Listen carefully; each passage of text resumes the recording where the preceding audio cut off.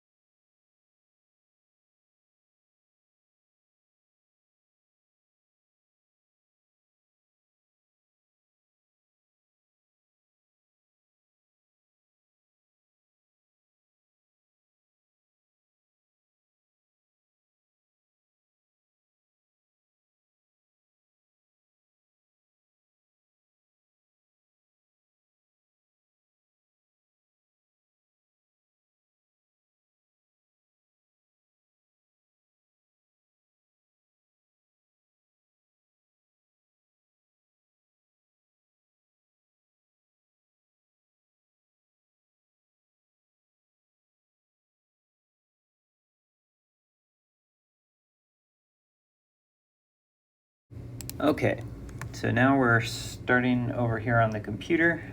We'll enter in our table of values, temperature and pressure. So temperature, we have 98.5.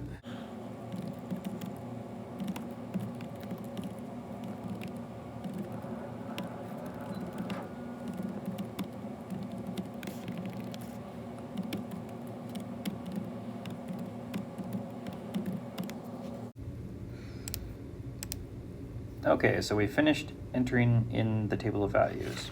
First, it asks us to use 2-point linear interpolation. That means we only get to use 2 points on our table.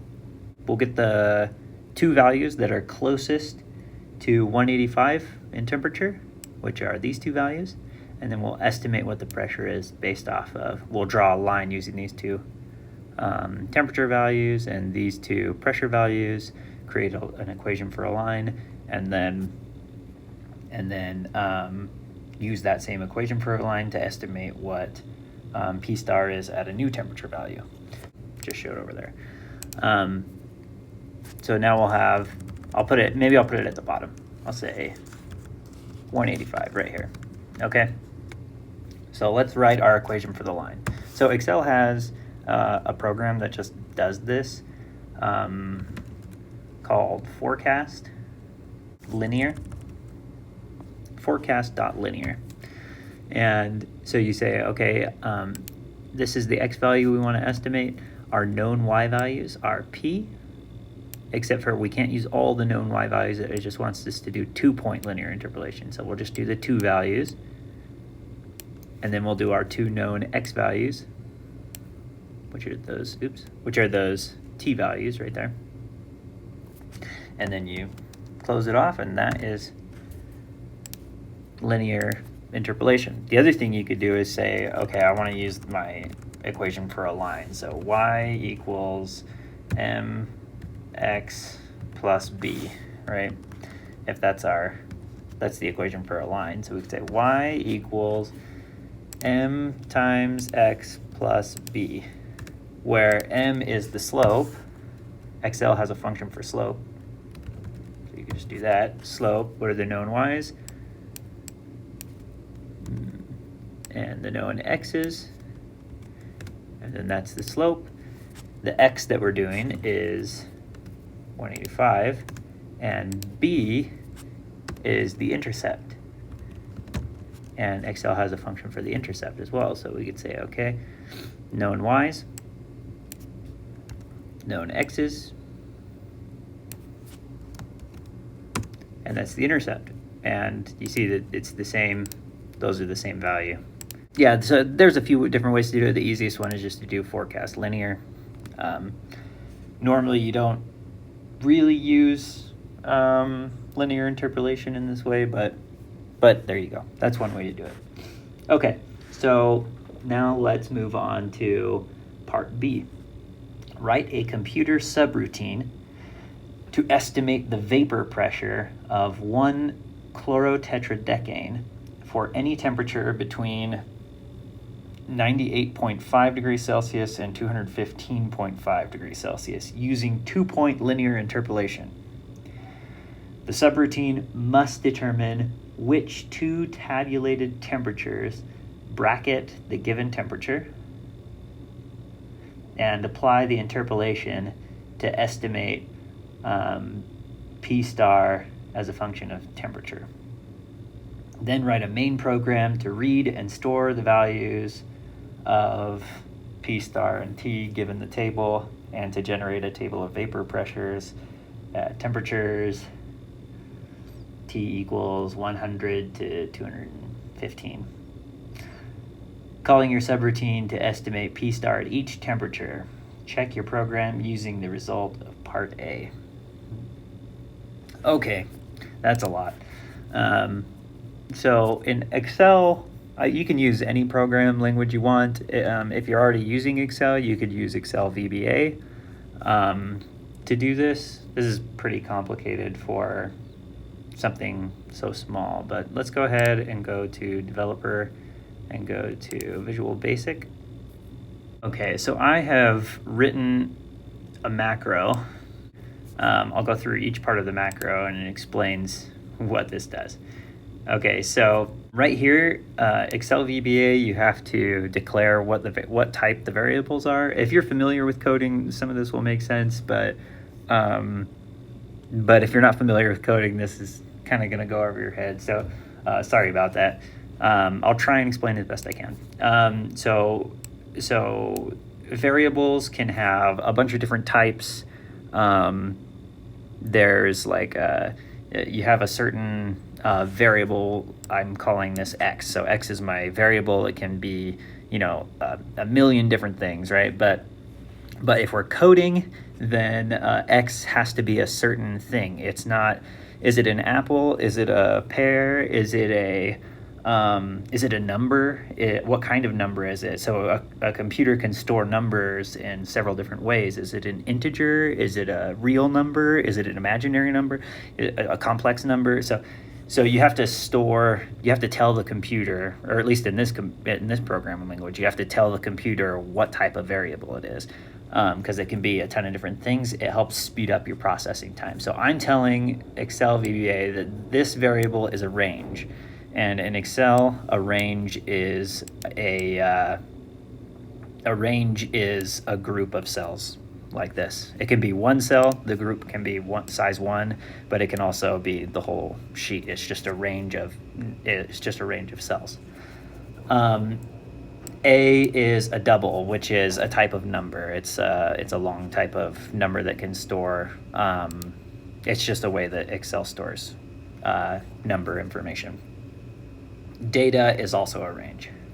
Data is range D6. So I'm going to say that my data starts right here in range 6. That's my temperature data. And then I say that X is my selection right here. So selection is what the cursor is currently on. See this green box right here? That is what selection is. So I'm saying, okay, I'm selected right here, or I'm selected right next to it. If X is greater than, okay, so right here, I'm selecting this. If X, my selection, is greater than, or is less than 98.5, then X is not in range, because I wrote my values to only go between 98.5 and 215.5. Okay, so then if X is greater than 131, because that's this cap right here, 131.8, basically putting this table into the code over here. So I'm making this table, and then if I say that, if I say what my code is right here, I say, or if my temperature value is you know, in between these 2 points, then I want to use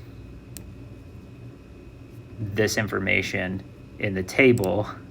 Basically what we did over here, we create a slope and an intercept, and then we make a line. So over here, this function is the interp function, which is the interpolation function. So so I said, okay, put in all these numbers. You get y1, y2, y3, or x3. X3 is the value, the input value, and then we have x1, x2, y1, y2. This is the equation of a line, basically what we just did over here.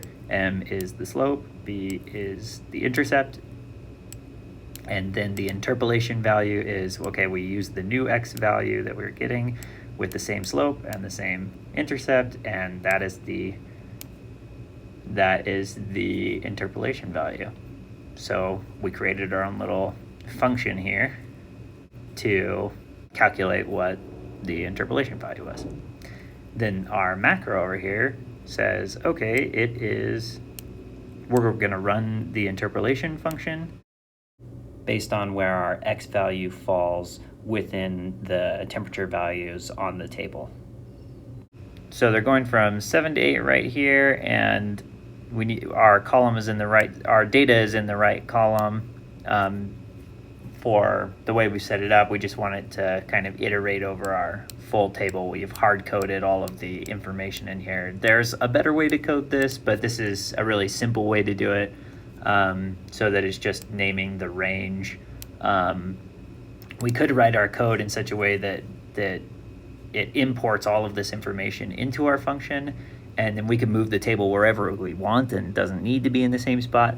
But just make sure your table lines up with your information here. In this case, the way I've written it, if I move the table, just kind of how this shows, it changed the reference, it'll break our function, because it'll look and say, okay, E6, and then it'll go to E6 and it'll say, oh, there's nothing here, you know. And so we need to make sure when we're coding in the numbers into here, the range values, that they match up with where our table is, because that's the way I've written it. Okay, so we've got our full macro written, and now we are going to run the macro. So let's set up our table of values. We have our temperature and pressure. Our temperature is supposed to go from 100 plus 5 all the way to 215. 215, okay? And then we're going to iterate over all of these. We're going to iterate over all of these values to calculate what the pressure is at each one of these spots using linear interpolation. Okay, so something you can do, you can click on the macros and you can look at the macro, and you can go to options, and one of the options, you can make a shortcut key for your function. So I created the shortcut key, and it's Control-Shift-Q. So now anytime I hit Control-Shift-Q, it'll run macro 1. So T at 100, I just hit Control-Shift-Q, and boom, it ran the whole function, and now I've got my answer for what 100 is. So I'll just go over all of these, Control-Shift-Q.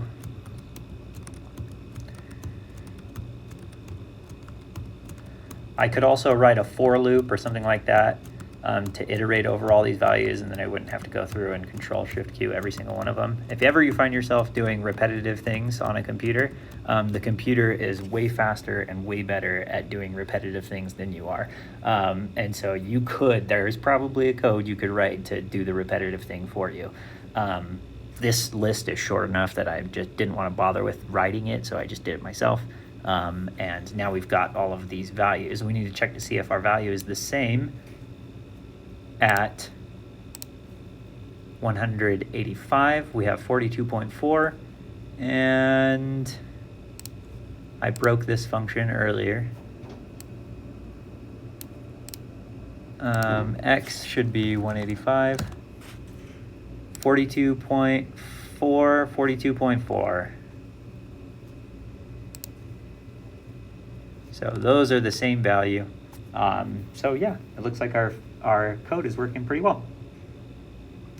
That is it for problem number 2.29. Thanks for joining me. And if you have any comments, questions about this problem, let me know. If there are errors that I made, put something in the comments and I'll try and address that. Thanks for watching. Have a good day. Bye.